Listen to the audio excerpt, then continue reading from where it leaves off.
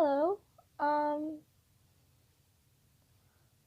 First video, I've made videos before, but I kind of deleted them because the first part didn't go as well and it didn't post. So I just went like, heck, do it, delete both.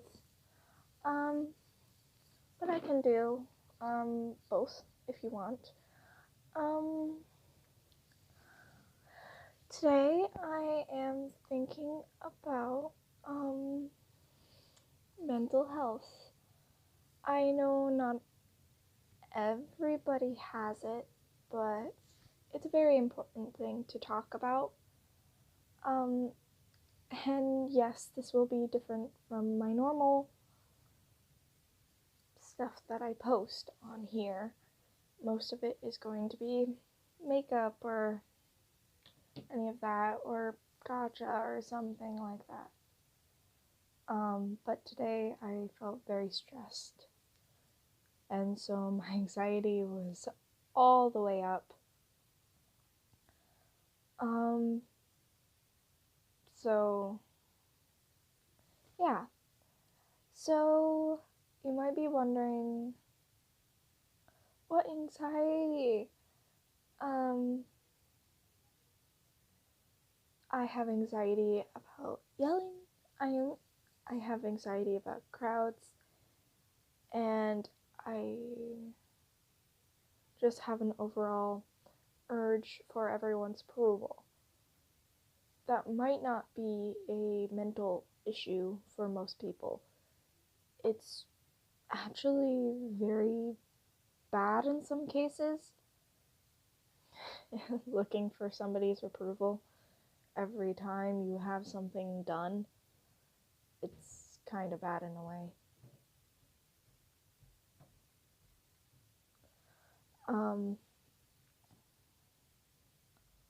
I seek for people's approval on my artwork, just doing schoolwork, anything really. It's a very serious issue in my opinion, but so is my anxiety. So my anxiety works up like this. If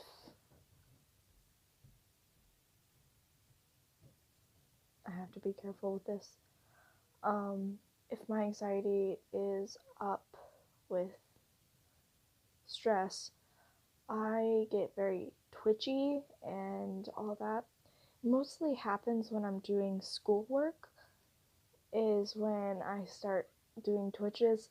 I'll show you like how I twitch. It's kind of like a fake twitch, but it's also like a real twitch because it's kind of what I actually do. So that's what I normally do, or I go like that. It's more like a hitting or any of that. I also have verbal type of issue. One, sometimes I can't speak at all. Not like I can't speak like I'm mute. I'm not like that, no. I will not know a word and I would refuse to say it, but with my stubbornness, I will stay quiet until I figure out how to say that word. And it will take all day even if it has to. Because I'm like, hey, I gotta say this word, I have to say this word. And it's a very stubborn way of doing things. But I know this might sound really bad in a way, so get help if you have anxiety or you have post-traumatic disorder, which I might have, or you have anger issues, especially anger issues. You don't want to go into like a relationship or be with your family with anger. It really messes with people, and it mostly messes with you because it will basically kind of destroy your life. It makes you angry at everything, even the smallest little things. It gets you really angry. I will say this, it might be my post-traumatic disorder, but I could have anger issues. We have not distinguished what I have yet. I have some serious issues with my past, and that is why it's not like serious. It's more like stepmoms are bad in some cases. They were never married, but I just have them in my brain as stepmoms because whenever they moved in, they changed completely. So, I'm not saying like every stepmom's like this. No. Okay, so there are stepmoms that are like my ex-stepmoms. And then there are really good, really nice stepmoms that can discipline you without actually hurting you personally. My stepmoms not physically, well, in a way, they kind of did. Two of them were major. I will not say their names because I know the internet. They made most of my like appearance issues and my mental issues. They made me think I was not worthy of my father's love. They made me think that I was not worthy of my mother's love, or that my mother didn't deserve love from me because she didn't see me for years. Couple of years. And so it really took a toll on me, but it's kind of hard.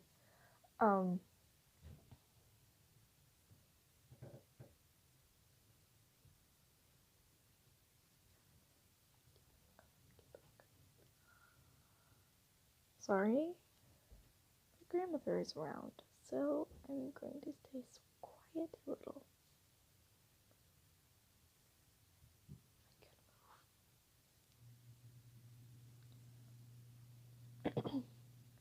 So, yeah.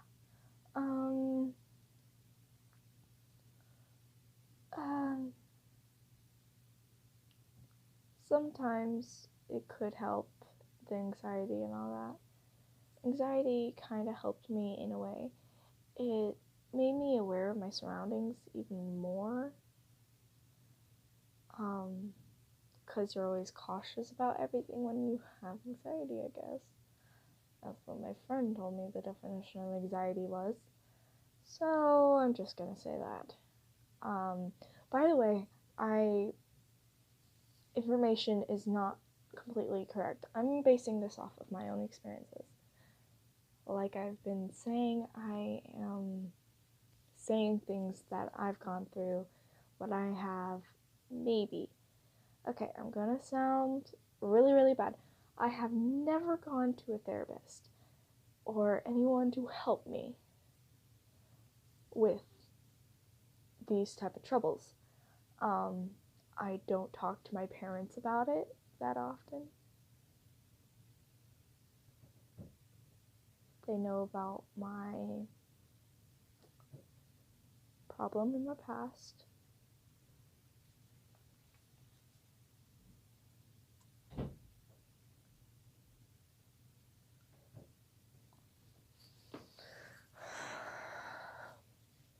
But they don't really get a one-on-one talk with me about my anxiety or my pressure level or any of that.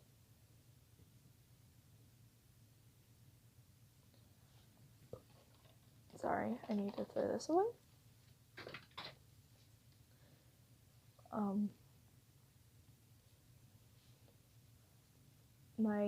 some of my friends don't know this, and I might have a bruise on my hand.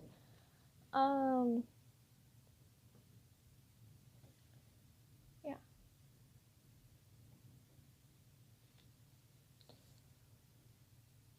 I have definite issues with my mental health. I will admit that. It's just I've never gone to anyone to confirm completely. A lot of my friends go like, finally, notice you have anxiety. And they're like, I have very high anxiety because I have multiple of the issues that most people that have high anxiety or medium anxiety, if you're basing it off of like how bad it is, like there are some people that their anxiety level is so high they have to have a dog around them at all times to comfort them, to make them feel okay. I'm not at that level. No. Apparently one of the signs is always shaking your leg, which I constantly do. No matter what, I always do it. And I do it right now. Apparently, like, picking off your lip like this is something anxiety does. You also, like, mess around with your, like, arms and all that. And something I do, it's always something I've done when I get angry or something. I am a person, I will not hurt someone who has angered me. My brother, on the other hand, gets that, but he angers me to the point where I black out in rage. And this is where I think I have either post-traumatic disorder or I have anger issues. My mother thinks I have post-traumatic disorder because of my past. I do believe that, but I also believe that I have anger issues, serious ones. Please get help if you do. Don't be like me, please. It's really dangerous if you don't. Believe me. I have serious issues where if I get angry at someone or some person and I can't hurt them, like if I get angry at my grandmother, I end up hurting myself.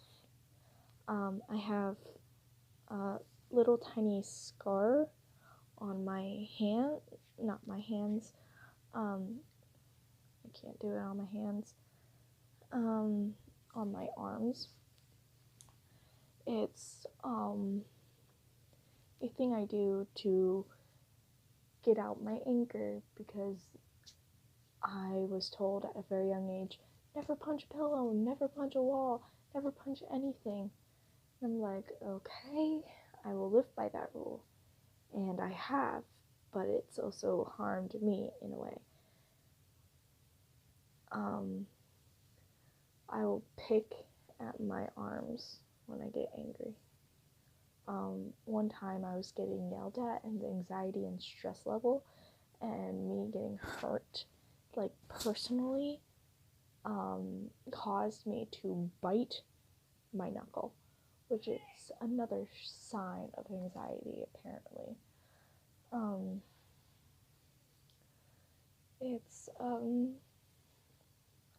this is very hard to talk about, by the way. I have anxiety. I might have post-traumatic disorder. I might have anger issues. Anxiety is a definite, even though I haven't been tested for it. If you couldn't handle, like at school, if you couldn't handle like random movements near you, this is more when people do this, I flinch. Like I go like, I duck or something like that. I don't care if I know that they're not going to hurt me. I know that they're not going to actually hit me. It's me being cautious of my surroundings. It could be that I also play with my dad. And our playing is more of like, ha ha ha. And he's really fast. So it goes like, and so it's kind of fun. He does not hurt me at all. It's more of like, so it's more fun and all that. He does it to my little brother too. We're just used to being like, trying to dodge whatever attack he's coming with. He's taught me many things about fighting, pressure points, anything to defend myself. And as I've grown up, I have become very independent. I get a comment a lot on how mature my brain is. They go like, how are you so mature for your age and your brain? And how do you look so mature? And I'm like, red meats. My dad cooks red meats a lot. And that's supposed to mature your body, apparently, a lot. I'm not saying to eat that all the time, believe me. I look older than my actual age a lot. And it might cause some problems when I get older.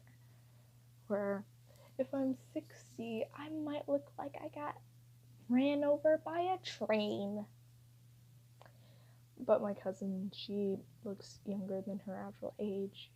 I go like, would you rather look like you're in your 40s when you're in your 60s? Or look like you are in your 70s when you're in your 40s? Just think of it that way. But yeah. I've been taught to be independent since I was very young. It's more of I had to take care of my brother even though I was like really young. That's something that happened in my past to cause my post-traumatic disorder. And saying all this, it's like I don't know for sure. I really don't. But all I know for sure is get help. I know that sometimes the therapist or anyone trying to help you is sometimes going to really make you angry. It's just, you need help. They're trying to help. Sometimes your parents will try to help and it angers you because you go like, hey, you don't know anything I'm talking about. They've been where you've been. They have. I might sound like a hypocrite for saying all this. It's just, they know. They already know what you've gone through. If you're in school, they go like, I felt your stress. I felt your pain. I felt everything you're going through. And it's like, you don't know what I've gone through. And yeah, they might have not. Like, maybe they're the ones causing your troubles. But if they didn't, they're just trying to help, trying to make you feel better. It might not help, but it's going to really just improve your relationship with your parents and you. You grow up, and then if you don't rely on them sometimes about your mental health, it's really going to mess up your guys' connection with each other. It really messes up bonds if you don't let others help. If you know that they are just trying to help, let them try, at least not get angry at them over nothing. And yeah, I argue a lot, but it's not like they don't. My grandma and my dad are the most people I've ever met. I am a stubborn person. So the thing my dad says, hey, you should go into a debate club. I go like, I know why you say that. Because we argue all the time. And it's not me trying to be disrespectful, it's just my subconscious going like, hey, we need to be like this. We're stubborn. We have to fight for what we think. And that's how I am. They taught me to fight for what I think of things. And kind of their own fault, really. There I go with the stuff again. My brain is like loaded with everything, and it's like, school is very stressful. I understand that, and stress equals anxiety. For me, at least. It might not for you, but definite for me. It really messes up my brain, and it really gives me a headache. But you have to do something about it. It's not really that you're... Sorry, I zone out a lot. But sorry, I'm like looking at my chocolate cookie and like, I need cookie. But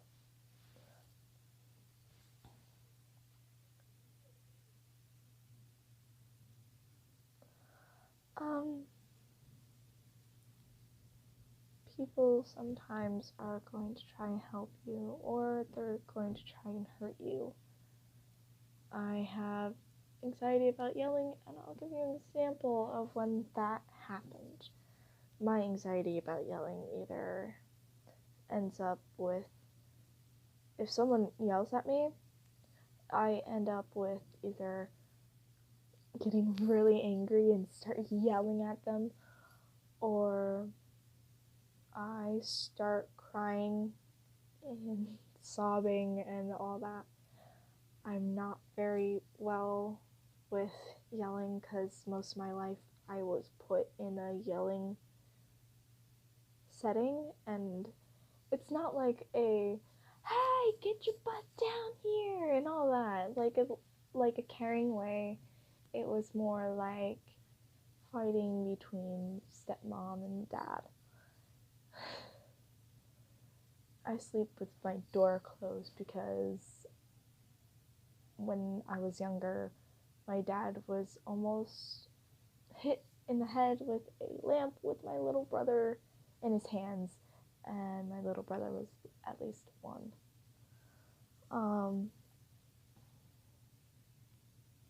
He shut the door before she could, and it hit my door, and it dented my door so bad. I think of a door shut as safety in a way. I've never told my parent about this. I've never told my dad about this.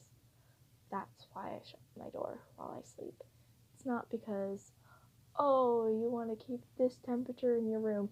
Oh, you're trying to sneak your phone in your room and try playing on it all night. No, it's more of a safety precaution in my brain. And plus, would you rather this fire spread into your room or keep it outside your door? You would rather have fire all over your room or fire outside of your room. It might end up smoking in your room, but you have a higher chance of living if you sleep with the door closed. And some people, it's actually terrifying to keep your door closed. And I understand that. I totally understand that. The reason I can't really sleep with the door open is because I sleep at like the end of the corner of my hallway. And so like an alcove is right there in front of my room, like slightly over my door. So it's like I can see like things move near that alcove and I start getting scared. So I cover it up. I understand that that's not the smartest thing to do, but it makes me less scared while I go to sleep. Don't want any nightmares, do we? But yeah, you should really take care of your mental health. It will really improve your life if you do. And I understand, oh, I don't want to take the depression pills. I understand. A lot of people don't. But would you rather have depression for the rest of your life or anger for the rest of your life? See, I mess up on my words.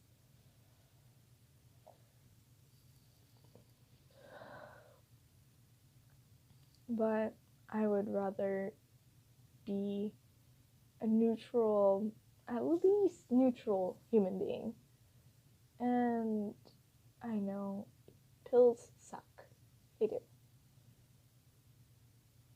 But it's either you fight that depression or anger or any of that mental issues by yourself that you haven't dealt with already, or you go for something that will give you at least a fighting chance to fight it off.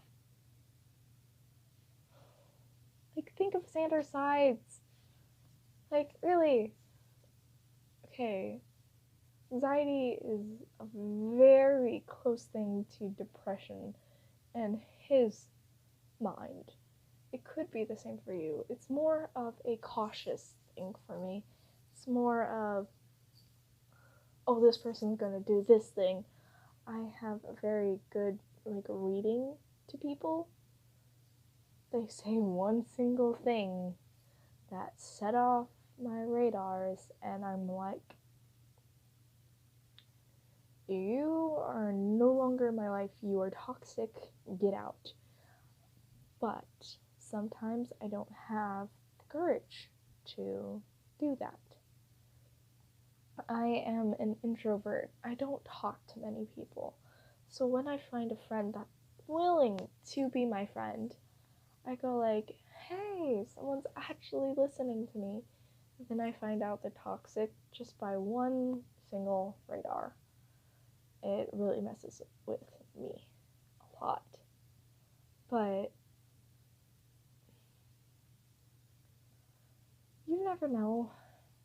At least I really don't. I'm not saying all this information is true or not. Like I've said, my experiences, not yours. You can take the information from this video and try and warp it into yours. Like, try and work with something that works for you. Something that helps me is either art or singing. I sing a lot, but sometimes if I feel really, really sad after a day full of school, it's more of that's gonna make me cry. And then I start singing all these bad things about myself. And I understand that's not a good thing, but it kind of helps me.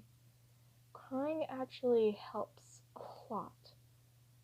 It helps me at least. If it doesn't help you, at least cry once a year. At least. Or twice a year. Twice a year. You need that twice a year. Wait, 3 times a year. Okay?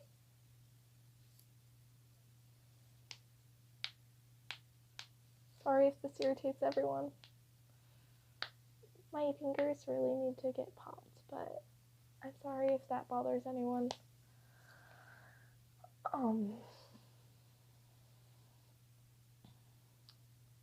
It's better to find help than do nothing about it. Sorry, I get distracted easily. Like I said, most of my friends think I have ADHD and Tourette's because I make me. I'll say something that I mostly say. I make random noises when the twitches happen. But sorry. Thinking of it, I can feel it when it starts coming on me. So I go like, hold up, and then I twitch, and then I go back to talking. But sometimes people catch me making random noises. They go like, why did you just sound like a cat? What heck of a noise was that? Oh my goodness. It's more of a, oh my goodness, this lady is freaking obsessed with cats, or oh my goodness, this lady is crazy because she can make weird animal noises. I can't make many animal noises, it's more cats than anything. But ever since I was a child, I was hissing, so now it's growling.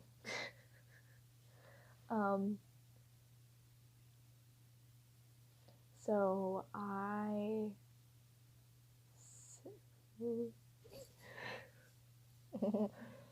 doing it once hurts me. It doesn't hurt me, but it makes them come on more. I got a shiver, sorry. So one of the noises I make more often than the others is or it's more of like my head shaking and noise coming out. It's just a weird thing where I put my hands up and I'm ready for a verbal attack. It's not really an attack. It's not as bad as other verbal Tourette's. I don't have Tourette's. I promise. I don't have Tourette's. It's just more of like my anxiety level. It's like up to high levels. So I'm not saying to anyone who has Tourette's, no. I don't want anyone attacking me going like, well, you don't actually have Tourette's, because that's not what you do while you have Tourette's. Yeah, but everybody thinks I do because of those things. I'm not saying I am. That I do have Tourette's. Sorry, I had to correct myself. Or else my friends will yell at me because I always correct them on their speech. But I make random cat noises, or so a thing with me, if I start growling, it's like, get the heck away from me, or else I'm going to hurt you. And it's not like I'm actually gonna hurt you, it's like play, hit, or something like that, or I'm gonna kick you, or something like that. It's not gonna actually hurt you. It's more of a warning to me.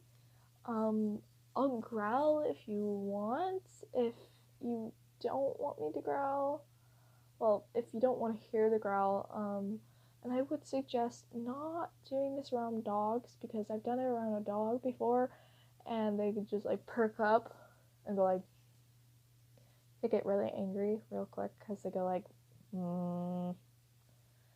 whatever dog made that sound, I'm going to hunt you down. Or they're going to attack your phone, which I would suggest. Or computer. If it's a small dog, maybe not. I've only experienced the huge dogs. So the noise I make is